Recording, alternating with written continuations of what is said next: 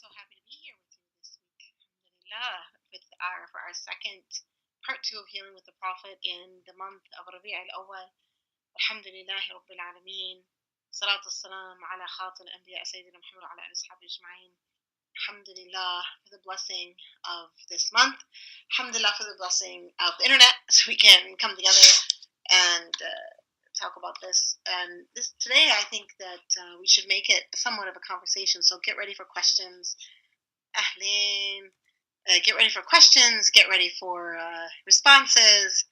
Yalla. Get ready for action. For active healing. For active healing. We want active healing. Bismillah ar-Rahman ar-Rahim.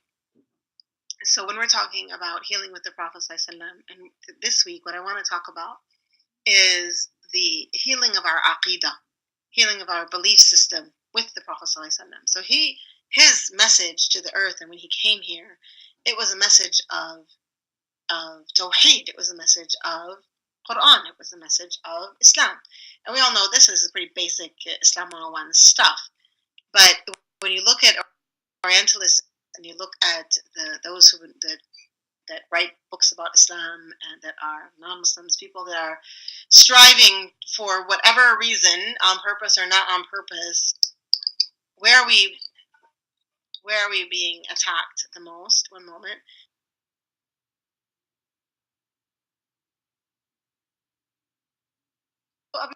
Where are we being attacked the most? We're being attacked in the person of the Prophet ﷺ.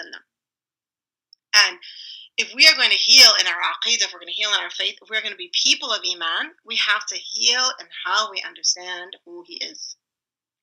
And we have to heal in the places where they are attacking him and attacking us through him. So if you're out in a war, as women, we don't think about these things so much, maybe as much as like, what do we do in a war? But as women, what do we do? But people in war, if they're out in a war, how do you stop that war? How do you change it? You kill the general, right? And so the way that for years, ever since the Crusades and before that and after that, the way that Islam has been attacked is by attacking the person of the Prophet sallallahu alaihi wasallam, Sayyidina Muhammad, the person of the Prophet sallallahu alaihi wasallam. And this is something that we have to be very aware of. And we can't be, confused about it at all, because the attacking of the person of the Prophet ﷺ is attacking our very faith. And in attacking our very faith is where we are losing our connection to Allah subhanahu wa ta'ala and our iman. We're losing it. So in order to bring it back, in order to heal our faith, the faith of our children, the faith of our communities, even the faith of non-Muslims in the humanity, is by going back and healing our understanding and representation of who the Prophet ﷺ is. 1 minute. I don't need anything, right? Okay, so we're going to walk here and go to our things. You're coming with me right now. Isn't this exciting that we're just walking together? What a great opportunity for us. I'm just going to plug you in. Okay. Is the microphone okay? Is the microphone okay? Yep, okay. All right, so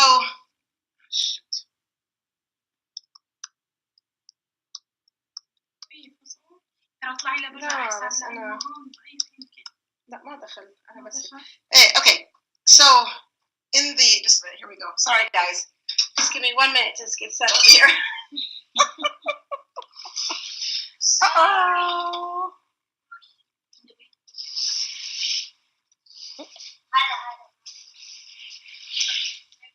Thank you.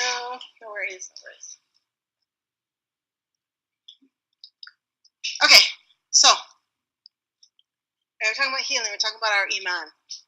So we're thinking about how are the attacks on the Prophet ﷺ, from where do they come? Yalla, you answer me while I get settled in the car. Where do they come from? Now who do they come from? What are they attacking?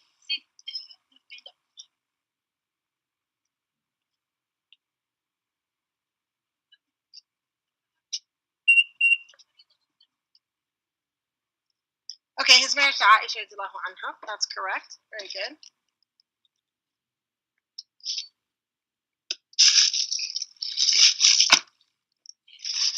What else? His marriage to Zainab. His multiple marriages. And all of these so far are just about his marriages, but you're absolutely right. So they're attacking him. Ya Allah, astaghfirullah al-azim. In from a moral standpoint, and he is the most moral of all. By saying he's not a prophet, very good. By saying he's a genius. Okay, I know what you mean by that. Maybe not everybody else knows what you mean. So what do you mean by that? His character. Be really specific. Because that's how we understand better what's how to heal these things. So while you're putting these ideas in there, let me tell you what the metaphor for this, which is that it's like a cactus. If you ever pick up a cactus or cactus fruit, and if you pick up cactus fruit to slice it, you're in trouble because you're going to have little bits of stuff inside your hand for weeks and months. And so this talk about the Prophet is exactly like that. It's like instead of you're okay? لا هو طفح لحاله. No, أنا فتحتها. ايه لا اذا ايه اوكي انا نطلب لما اريح لك لا ما في مشكله. اكيد. ايه اكيد. So these, instead of these little things in our hand, you have them in your heart, around and about the Prophet ﷺ. So I'm gonna address all the different things you have. I'm just waiting for you to put them all in there. When we look at all of these and you think about them, Helen, now you're able to articulate them. But there are some that perhaps you can't even articulate because we don't even know what has been said to us, what we have read even in a young age, or what we've seen on the media that has presented him in an ugly way. I was at the bookstore with Randa. Randa, will you say salam to them? These are your future Sira students. Assalamu alaikum. There, see? Wait, okay, look up. Now they can see it. Wait. In the back seat, you have, she should be in the front seat, but I sat down first. We have the Sira scholar of her generation. Wallahi. Ay wallahi. They can't hear you say, oh, because I have my earphones on. And she, mashallah alayha, if you ask her a question, she closes her eyes, and she looks at her brain, the computer, and she sees the question, she sees the answer. Bismillah, mashallah alayha, ya Allah. I'm so embarrassed to be talking about this with her in the backseat. I feel like I should give her the computer and let her talk about it. And probably she's going to start correcting me in a minute, so be ready for that. I should totally take off my earphones so you can hear all the corrections she gives me. Okay, we're ready for you, Randush. Sheikha. Anse Randush. Abla. Okay. All right. So what were we saying here? Oh, they can hear you too. What do you know? I'm just gonna take it off. I'm gonna take it off then if they can hear you anyway. Here, because it bugs me. All right. So what are we talking about? Yeah. So all of these things that you've written, and I'm gonna go back and we'll talk about each one. They affect your heart like cactus affects your hand. Little teeny tiny pinpricks that you can't see and you can't find them and you can't take them out and they drive you crazy and they're painful, but they're almost impossible to remove. And that's the state of the Muslim heart today, from the media. Oh, I know what I was going to tell you about. From the media and from the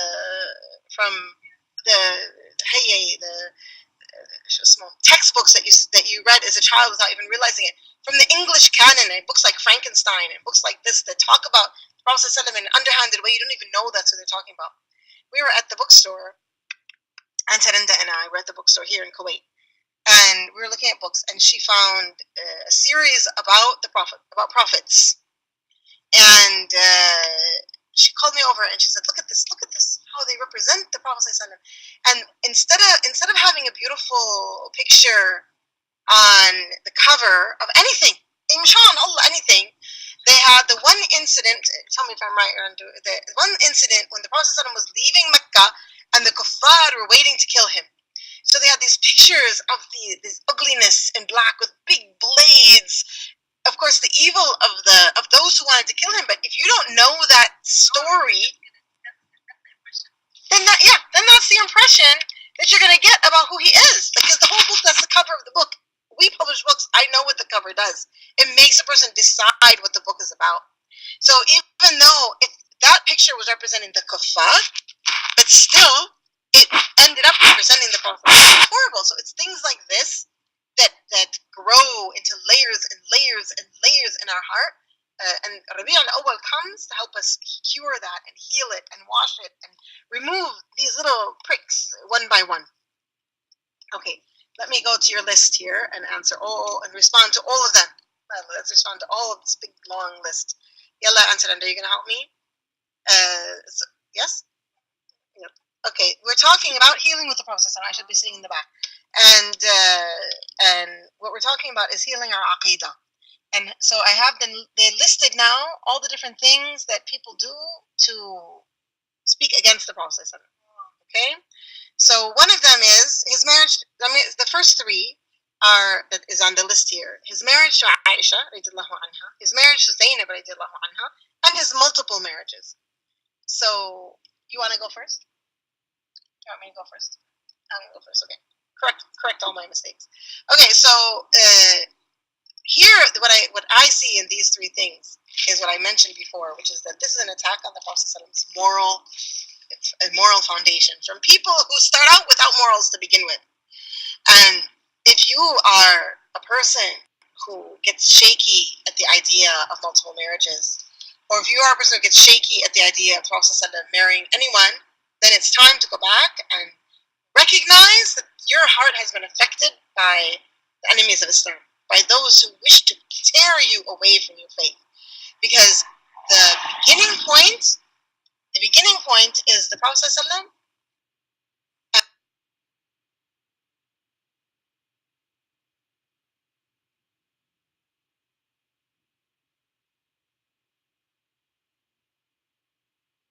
and we are not the beginning point. We can't, number one, we can never ever project this life that's incorrectly. Begins by saying we're doing things right, and the way people did things before then is wrong, which is a false premise.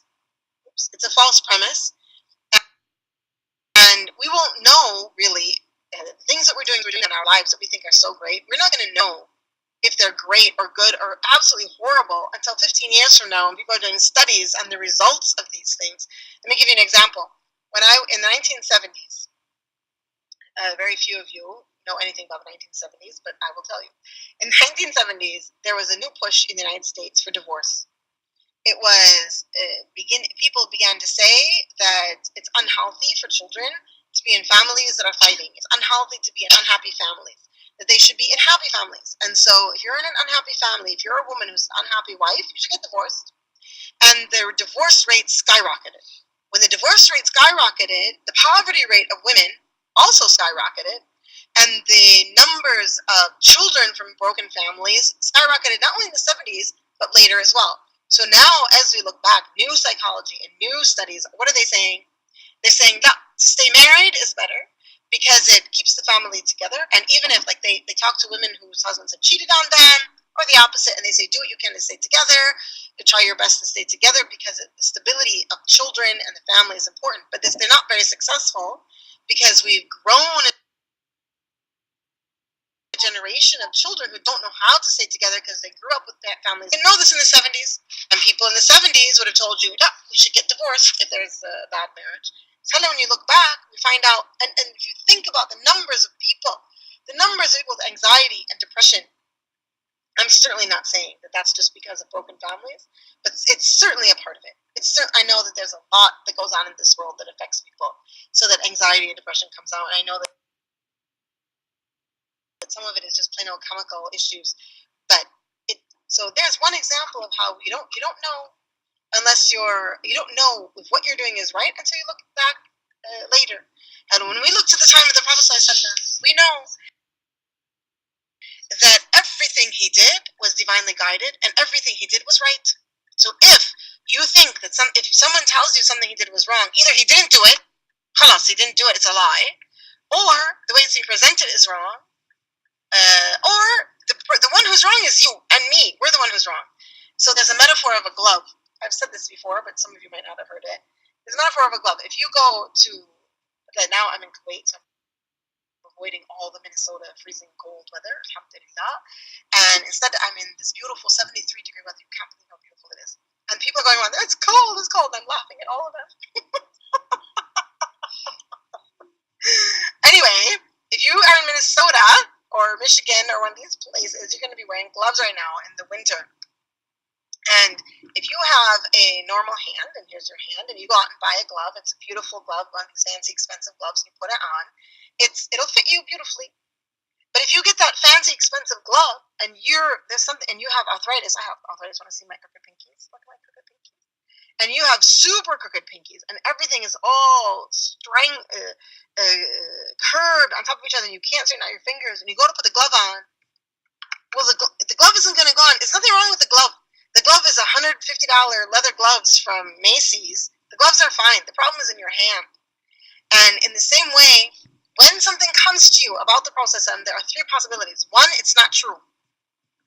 That's a possibility. There's plenty of lies out there about him. Two, it's being presented to you incorrectly. In which case, you go to someone you trust and ask for a better explanation. Or three, do you have a problem?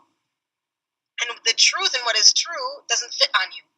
Because you yourself have a skewed way of understanding the world and life, and so the way of the Prophet isn't fitting you. So what do you need to do? In case number one, you help to push back against the lie. In case number two, you go and find someone who will help you understand it. In case number three, you work on yourself to smooth out your fingers so your hand will fit the beautiful glove. So in the case of Aisha, radiallahu anha, there are disgusting things online about the Prophet in this regard. And it's sickening and frustrating and sad all at the same time. Of course, I've talked about these things before, but the beauty of the marriage of Aisha to the Prophet, outside of that it was a divine marriage, outside of the different narrations of her actual age, outside of all of that, is that because she was young, she entered into the school of the Prophet at a young age. And so it's like she entered into a university. If she was what do you call these kids that are super smart? What are they called? No, there's a real word for them. They're not the ones who...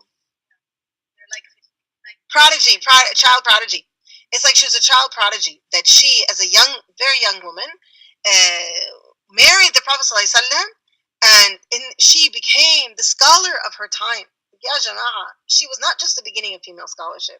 She wasn't just the beginning of the foundation. And if you look at any other faith, and when people come and talk to you about Aisha, I want you to throw your head up, throw your shoulders back, and look them in the eye and ask them, you're coming to me and telling me you have a problem with a young woman in my faith? Let me tell you something. Islam is the only religion that has women that are foundational to our faith. There isn't a single other religion that has foundational women. Nothing. No one. Not Christians, not Jews, not Buddhists. Nobody. Except for Wiccans, but they're witches. That's different. The women being foundational, not just foundational guests. These are foundational thinkers, foundational legalists, foundational teachers. And it's mind-blowing when you think of how advanced and revolutionary Islam was and is and remains, especially at that time. Yeah, you can't even imagine. And for us to turn around, instead of, ya Allah, how misogynist it is to turn around and look at Aisha, instead of recognizing her accomplishments and seeing what a great woman she was and what she contributed to Islam, they ignore her accomplishments, they ignore her intelligence, they ignore her own agency, and they, astaghfirullah al-azim, say things about the Prophet. Nah? Yeah. Yani, it's... So, if somebody speaks to you about this, I want you not to respond with, oh, yeah, I don't know, maybe, oh, I don't, there are some narrations where she's older. There are some narrations where she's older. Who cares? Who cares? The important thing is to flip this whole thing and say, what are you talking about? We are the only religion that has women as foundational pillars of our theology and law. Okay, and for his marriage to Zainab, this is because some books, unfortunately, they present the Prophet ﷺ as, astaghfirullah azim, as as the marriage perspective was from the Quran. Yeah. He was ordered to do that. So why the Muslims even think about it? Yeah. Did you hear that? She was, and this was, can you imagine the honor? Again, why do we ignore the agency of women? Can you imagine the honor of a woman who was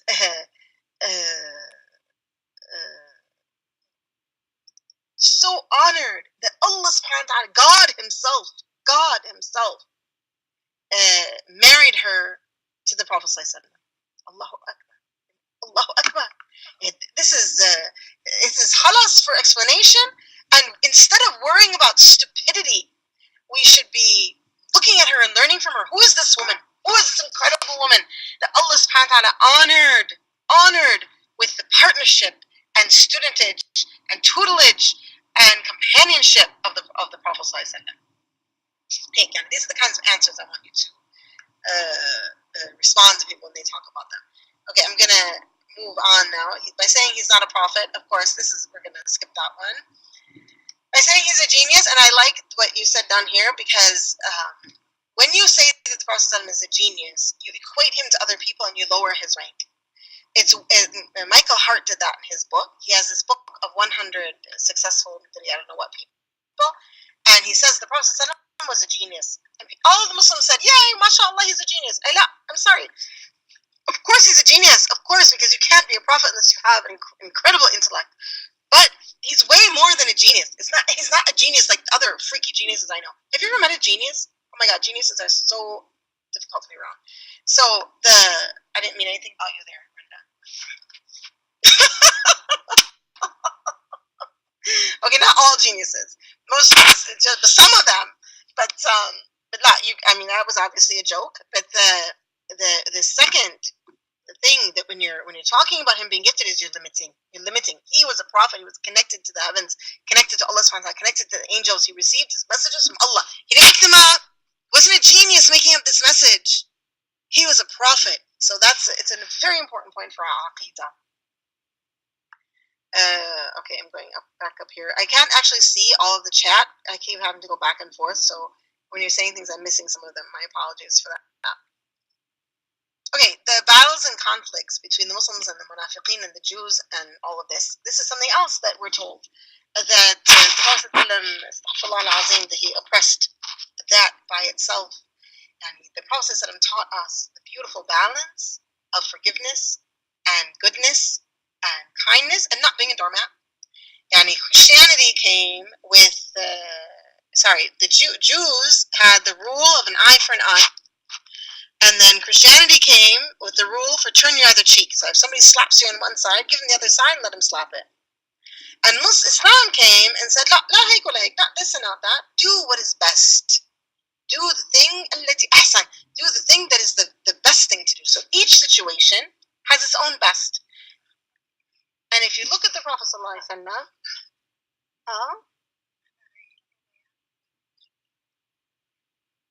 oh, really? We're not going into our thing now? That's perfect. No, I'm good. I can stay here, right? Yeah. Okay, I forgot what I was saying. No. What was I saying, ladies?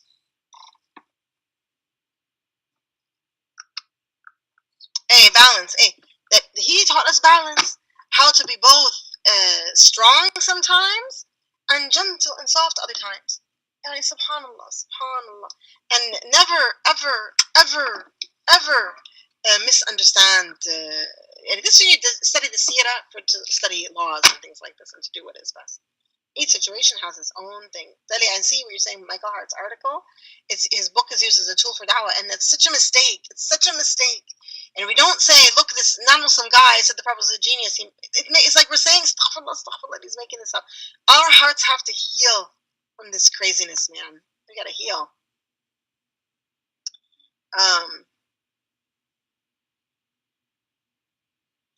Here's one from Iman that says, what drives her nuts is Muslims that attacked other Muslims about celebrating the Prophet ﷺ. So this is, I believe, another way that we've been attacked. I don't know where this idea came from that we can't celebrate the Prophet ﷺ. And so what's happened in not celebrating him and not celebrating his birth and not celebrating who he was, what is happening? Our children are growing up without that connection. They're growing up without the loving connection to the Prophet the generations before grew up with. And the importance of us to say Allahumma salli wa sallam barak ala Sayyidina Muhammad, to feel that love for him, is, we can't express really how important that is. It's so important, and it's crucial that we as a generation teach our children how to celebrate the Prophet. Some people last week I saw were doing tea parties, Rabi al Awwal tea parties with their children, where they're reading the seerah and having tea and a nice, exciting feeling. And this is what we need. And we have to, we leave everyone to do whatever they want, but in our own lives, we have to bring back the love and the celebration of the Prophet sallallahu alaihi wasallam. We'll let people get afraid of the word party. We can't be afraid of the word party. The Prophet sallallahu was joyful and happy, and we also need to be joyful and happy. Okay. I may have missed some, but I think we all have a basic idea of what we're talking about here, which is that in order to heal our aqidah, we have to heal from the damaging effects of those who have twisted the life of our Prophet ﷺ, twisted the person of our Prophet ﷺ, and come to him with an open heart. Come to him with the heart of one who knows that he was our beloved Prophet, that he was a person of the greatest of akhlaq. And so if we don't see it, we have to look for it and find it. I am the first to admit to you that most seerah books really don't present his life as they should, unfortunately. But I'm hoping that when our translation comes out, this will begin to close that gap. And especially when it's taught, we have to learn seerah, we have to learn his life, we have to be away from 2017 as well in order to understand his life. Okay.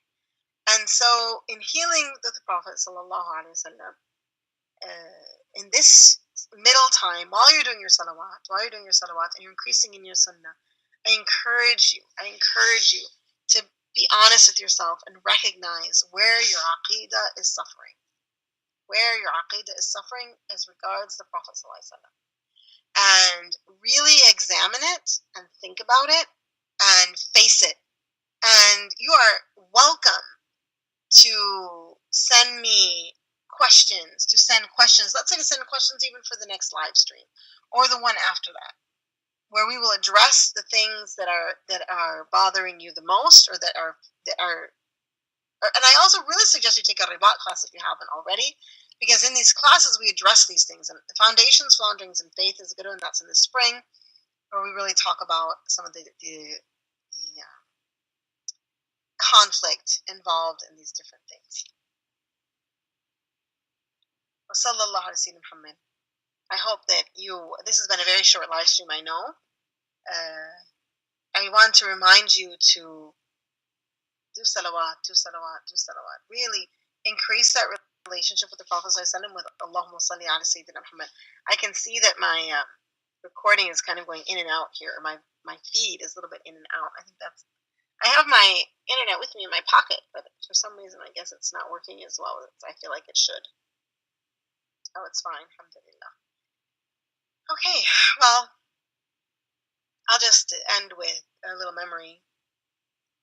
My beginnings of studying the seerah, I knew in my heart that they were really important, because I had been a Christian and I had learned and been taught to love Jesus and have that love for Isa alayhi salam.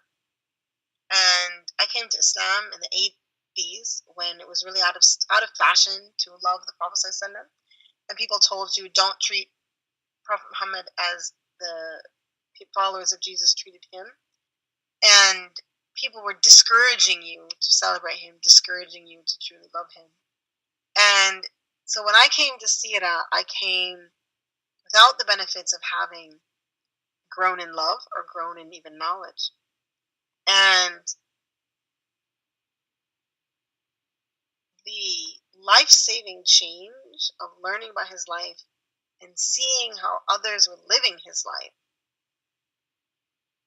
I mean, that was a turning point for me. That's what brought me That's what put me on the path that brings me here today.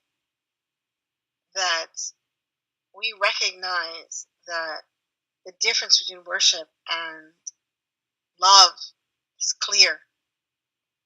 And the Prophet himself said, we will not have faith unless we love him. And Allah subhanahu wa ta'ala speaks in the Quran about the same, that loving Allah and his Prophet. Jihad fi sabilihi. And in Surah Al-Ahzab, Ula ala anfusihim. Who is that who's Ula ala anfusihim? Who is that who has the first priority upon themselves? The Prophet sallallahu alaihi wasallam. Ya ayyuhalladhina amanu sallu alayhi wa sallimu tasliman. Oh, you who believe, send greetings and praise and prayers to him. So it's really important that we work on that love.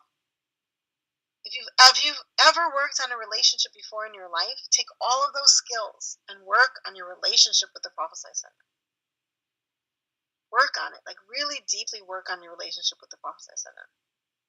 And the three, there are many, but the three project level things you can do: say a lot of salawat, learn about the seerah, and imitate his sunnah. I also suggest moonids and song and poetry that moves the heart towards him.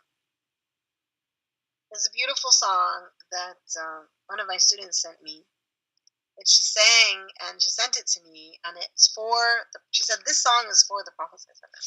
And it brought me to tears because it's a song, it's a beautiful song of our dependence on him in our life.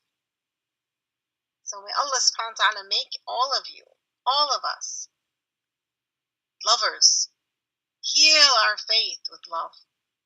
Heal our faith with love. So that when you say Allahu Akbar, you feel him as your Imam. So when you say Allahumma salli ala Sayyidina Muhammad, you feel the connection. You know it, Janaz, I'm pretty sure. It's an old song. You've heard it before. I cried a tear. You wiped it dry. That old song, she sang it to me. She sent to me a recording of it saying, this is for the Prophet. I'm feeling this for the Prophet. It's beautiful. Alhamdulillah, the salawat is so important in the morning. Okay, three announcements. Buy books from Daybreak on Monday for Cyber Monday. You're going to get a 20% off discount. And definitely buy from us. Help to sustain independent bookstores. Go over there and find something to buy. Just anything. Find anything to buy. Buy stuff for your convert friend. Buy stuff for your parents. Buy gifts for people. Buy something in the name of the Prophet. Buy and spend for him and help to support Daybreak, while at the same time sending beautiful gifts to your loved ones. I'm planning to do it and take advantage of that deal. Also, another announcement is, I don't understand that second one, folks, so tell me what that is. I don't know what that is. Next. Then there's your Cyber Monday. The next live stream for the Salawat month will be on December 10th, also 8 a.m. CST.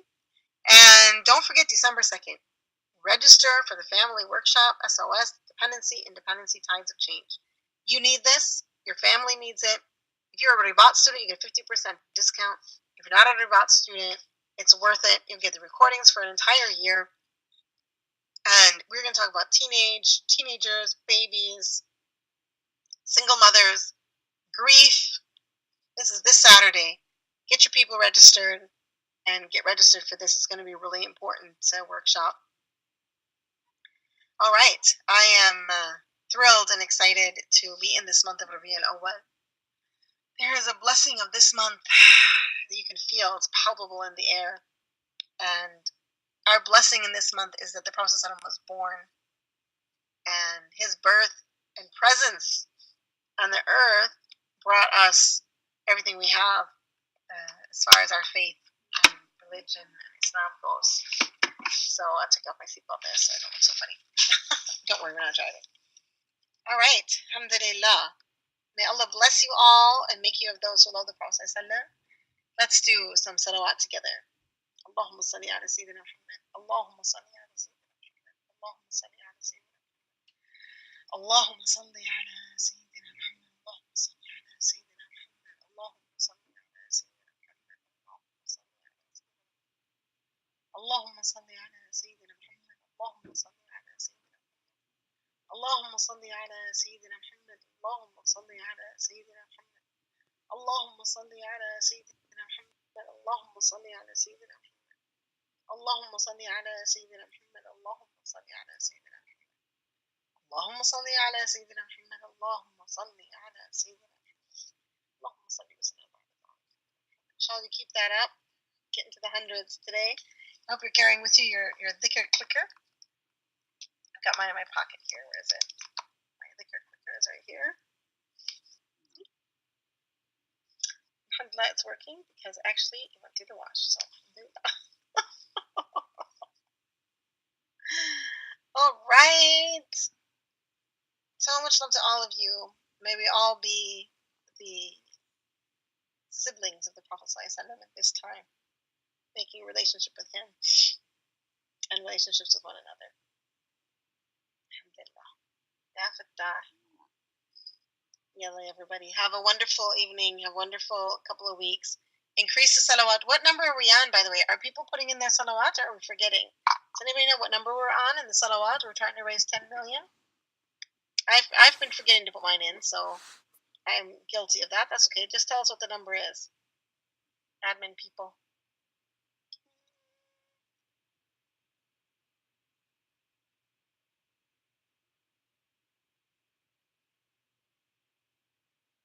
Checking.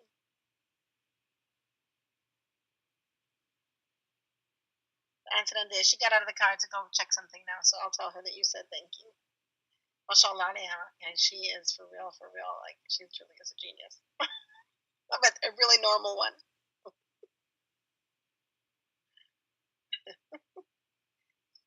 And somebody once said about her that the seerah is part of her bone marrow. The life of the Prophet is part of her bone marrow. And so you think what bone marrow does, it makes your blood cells and all of that. MashaAllah.